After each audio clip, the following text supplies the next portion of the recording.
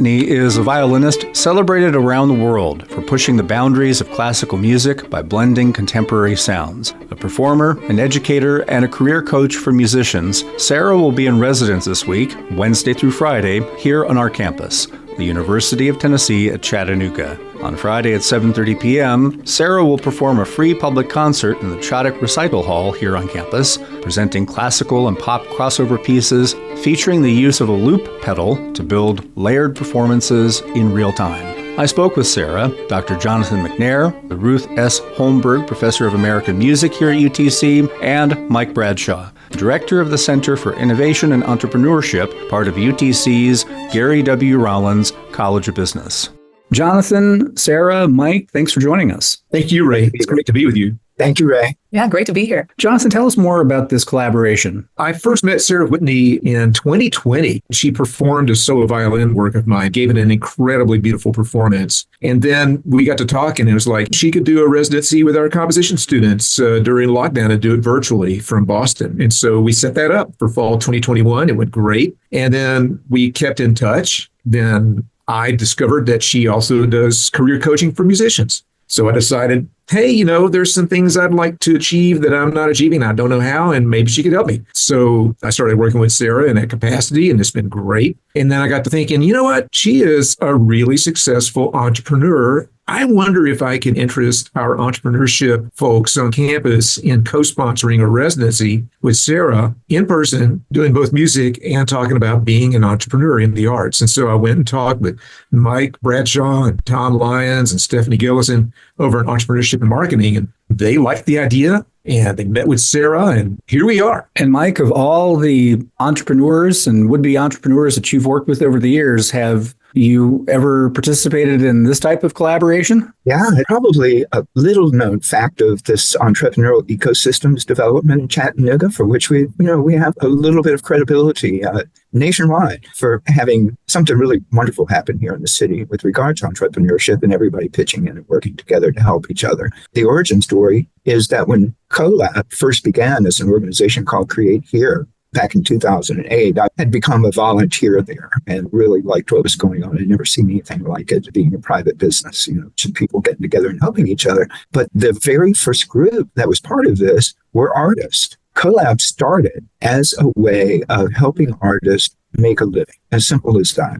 If you want to do your art, you need to have some sustaining source of income. And it's even better if it's because of your art. And that makes you a de facto entrepreneur. And I'd say that movement, as far as our involvement, started in Asheville, North Carolina. And so we borrowed liberally from them and what they were doing, because that community has a large population of artists. So we borrowed from them, used them as a model. And that was really the beginning of the company Lab. We later spun out that part of our organization that developed into Co-Starters, which is now selling nationally and internationally, helping people with the same thing. And of course, the base is broadened out beyond artists to include all people starting a business.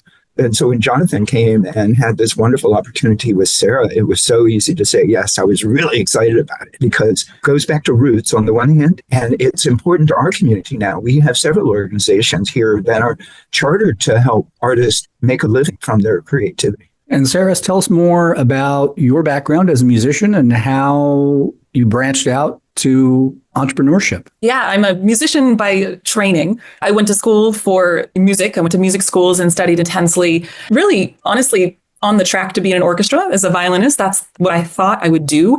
It's really the only thing that anybody ever told me I could do professionally for many years. And at a certain point in graduate school, I realized that's not what I wanted to do. And I didn't know what I was going to do. But that sort of led me on this entrepreneurial path of really learning how to create my own projects. And I think a lot about entrepreneurship is you have an idea, and then how do you turn it into a reality? And that can be applied, of course, to music and my career, but so many different places. And it first started with an ensemble that I was a part of for a very long time in New York City called Sybarite 5. And when I moved to New York City, we weren't anything at all. And over the course of my time with that group, we built that group up together into a professional touring ensemble.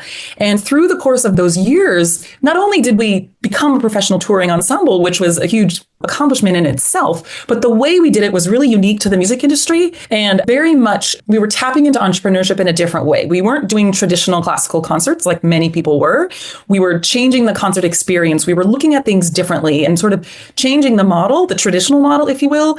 And through that process, I learned so much, not only about how do you turn an idea into a reality, but the many creative ways that you can do it, which really taps into what is true to you, what is most important to you. There's so many ways we could do things, well-intentioned advice or influences. You need to do it this way. You should do it this way. But I really learned that I didn't necessarily have to do things the way everyone else said I should. And that really got me interested in the entrepreneurship angle of creating things the way I wanted to create them. So that ensemble was the first endeavor. I also started a concert series 10 years ago. These all started as experiments, by the way, and sort of, launched into bigger things. And long story short, I also have a career coaching business now as well. And I would say that all of the skills that I have used to build these different pieces of my business portfolio, I suppose you could call it, sort of stemmed from my early years of being in that ensemble and learning about branding and marketing and how do you really sort of create your own thing, the budgeting, the whole back end of it. And they're also skills that I realized many musicians didn't have and needed. So I share that knowledge in my coaching business as well. Talk more about what you plan to share here in Chattanooga on the way to the concert that you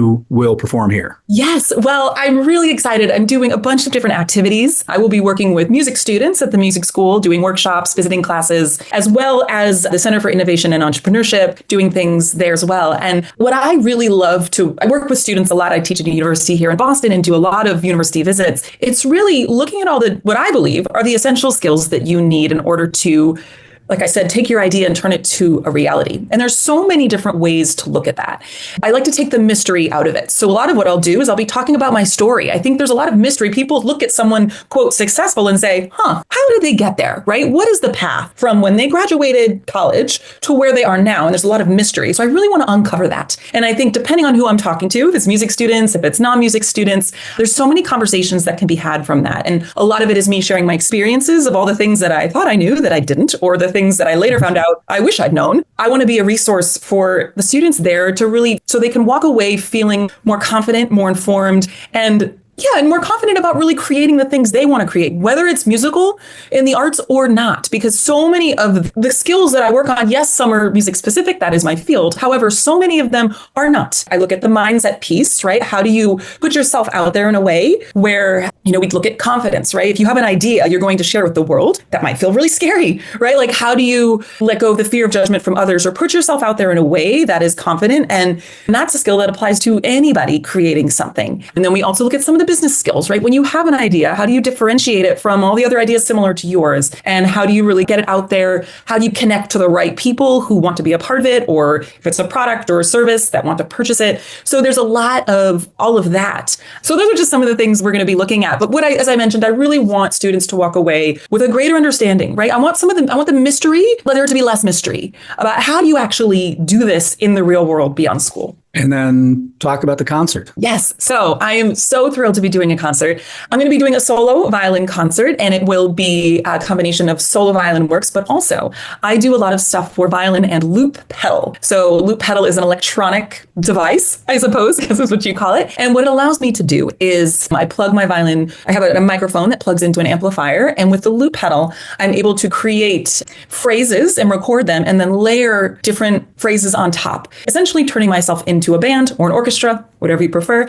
It's a whole world that I just love. And I do a lot of arrangements myself. I've arranged a lot of different things for loop pedal. I also have some original compositions by composers that I will share. So it will be a really eclectic evening. There will be tunes you know, tunes you don't know. But one of my favorite things to do as an artist is present programs that really surprise and delight audiences. And my hope is that you'll walk away sort of having an experience that you didn't expect in a good way. I really want to bring new concert experiences to my audiences and just have a whole lot of fun along the way. I'm excited. I know that Sarah does some pop music covers. I mean, and this stretches back to her time with Super Right 5, because that was one of the things that they did along with new works written for them. And they actually came to UTC on the Patent Fine Art Series. I think it was 2014 or around there. And it was a great concert. They talked to the music composition students and so forth. But just seeing what Sarah can do with one instrument and this loop pedal device to be able to build layers and create this really energetic, rhythmic, melodic, harmonic experience, it's just going to be fun. It's really going to be fun. And no doubt that there'll be some other music that has some profound moments as well. So it'll be,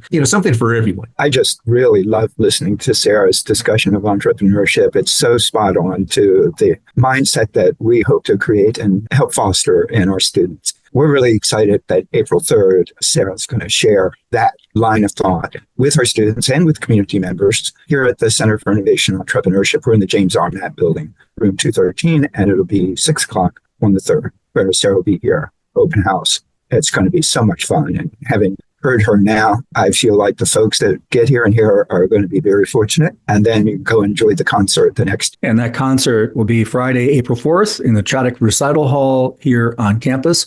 For more information about Sarah's visit, the events where she will appear here on campus, where can people go online? Well, the music department website, which is utc.edu/music. And on the front page of our music website is a photo and a bit of a story on Sarah's residency here, and gives the date and time of the concert. One more thing on the concert, the Cadek Recital Hall is a historic and a wonderful sounding hall here in Chattanooga, and parking is free, as is the concert is free, open to the public. And parking is really easy. There's a parking garage right behind the building, and people can park on that kind of middle level and just walk out of the garage up to the back door of the Cadek building, walk in the back door. There's an elevator right there, or they can take the stairs up one level if they wish, and then come around to the lobby. It's a wonderful sounding hall. So if you go to the music website, utc.edu/music, and then we'll also be sharing stuff on social media from the music department. All right, Jonathan, Sarah, Mike, thanks so much. Thank you. Thank you, Ray. Thank you, Ray.